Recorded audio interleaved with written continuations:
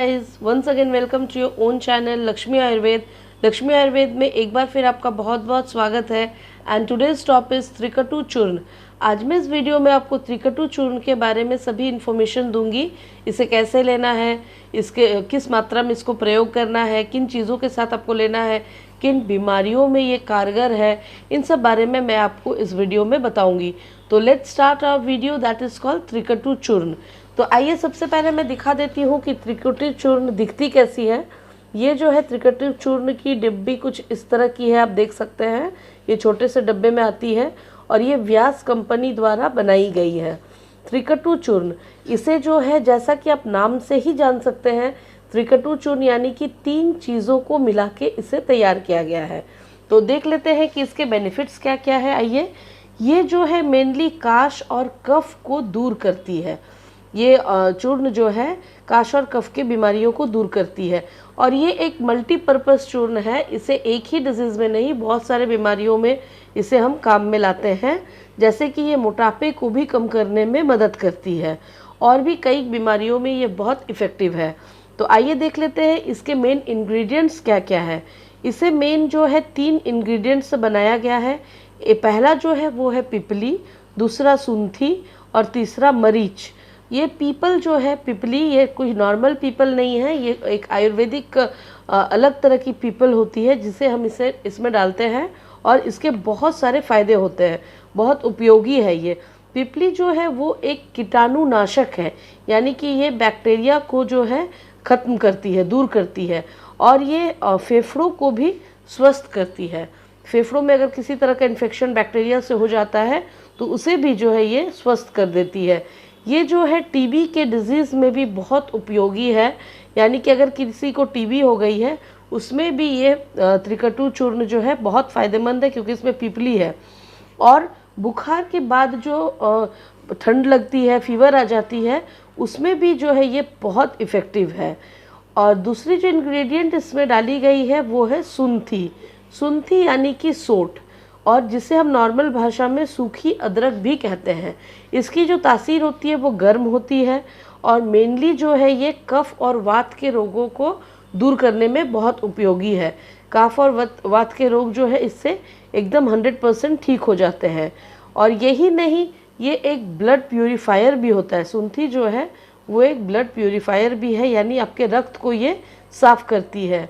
और अगर आपके बॉडी में कहीं भी पेन है तो ये एक दर्द निवारक भी है, यानी कि ये हमारे बॉडी पे कहीं भी पेन है तो उसे भी ये दूर करने में बहुत मदद करती है। तीसरी जो चीज़ इसमें मिलाई गई है वो है मरीच।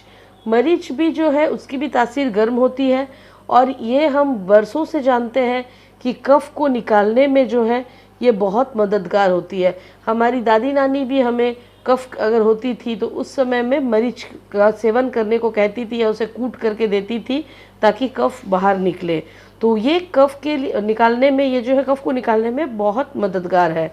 और ये अपने आप में एक एंटी एलर्जी भी है, यानी कि अगर किसी भी तरह की एलर्जी होती है तो भी उसे ये दूर करती है। हमारे नर्व्स को भी ये स्ट्रॉन्ग बनाती है। और एक डिज़ीज़, अगर मुंह में आपको हमेशा सूखापन रहता है, आप पानी पी रहे हैं फिर भी मुंह के अंदर जो है सूखापन रहता है, उस केस में भी ये बहुत फ़ायदेमंद है, बहुत इफ़ेक्टिव है। और ये जो है ये थे इस और इन तीनों के मिश्रण से इसे बनाया गया है।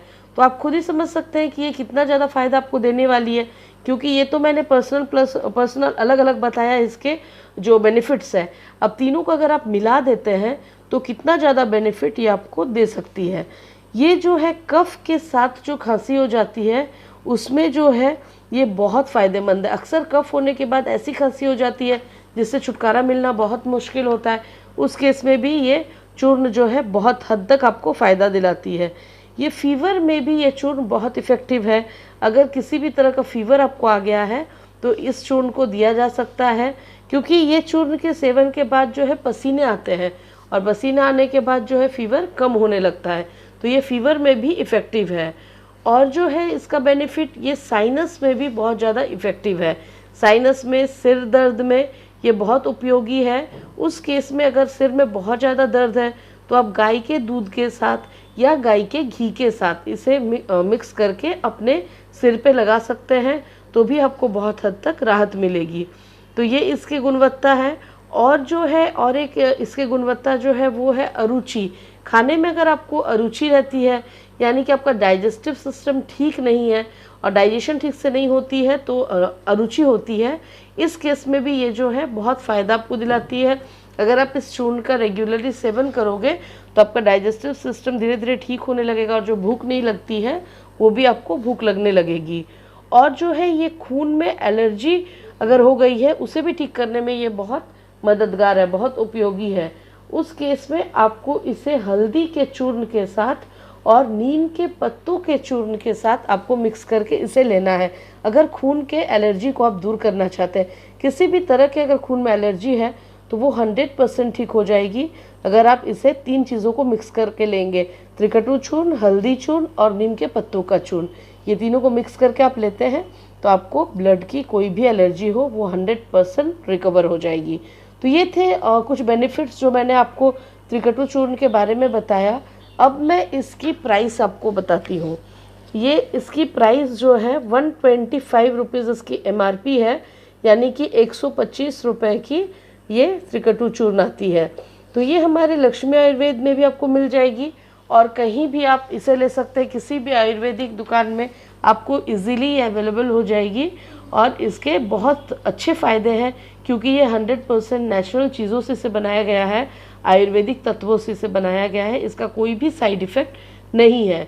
तो होप मेरा वीडियो आज का आपको पसंद आया होगा। अगर मेरा वीडियो पसंद आया है तो लाइक करना ना भूलें। जिन फ्रेंड्स ने अभी तक मेरे चैनल को सब्सक्राइब नहीं किया है वे लोग जल्द से जल्द सब्सक्राइब कर ले। बगल में ही बेल आइकन है उसे भी दबा लें ताकि न्यू नोटिफिकेशंस आप तक पहुंच सके। आगे भी मैं बहुत सारे मेडिसिन की रिव्यू आपके लिए लाने वाली हूं जो बहुत इन्फॉर्मेटिव होंगी। और till then take care, bye.